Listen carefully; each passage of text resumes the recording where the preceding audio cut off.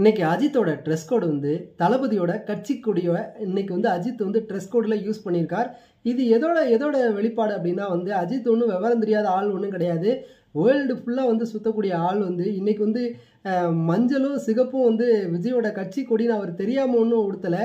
அதே போல் வந்து 2 ரசிகர்களும் அடிச்சுக்காமல் 2 பேர் படத்தையும் கொண்டாட பாருங்க. தமிழ் சினிமாவை அசைச்சிக்கவே முடியாத அளவுக்கு கலெக்ஷன் அல்லு வந்து 2 பேரோட நடிகர்களும் ஒற்றுமையாக இருந்தாங்க அப்படின்னா வேற எந்த ஒரு நடிகரும் டாப்புக்கு வர முடியாது. ஏன்னா வந்து விஜயோட ரசிகர்கள் விஜய் வந்து அரசியலில் போயிட்டார் அப்படின்னா வந்து விஜயோட ஒட்டுமொத்த ரசிகர்களும் அஜித் ரசிகர்களாக மாறிட்டாங்க அப்படின்னா அஜித் வேற ஒரு பரிணாமத்துக்கு போயிடுவார். இப்போவே வந்து எல்லா பட்டங்களையும் திறந்ததுக்கு அப்புறமும் இன்னைக்கும் தலை நம்பர் 1 தான் இருக்காரு.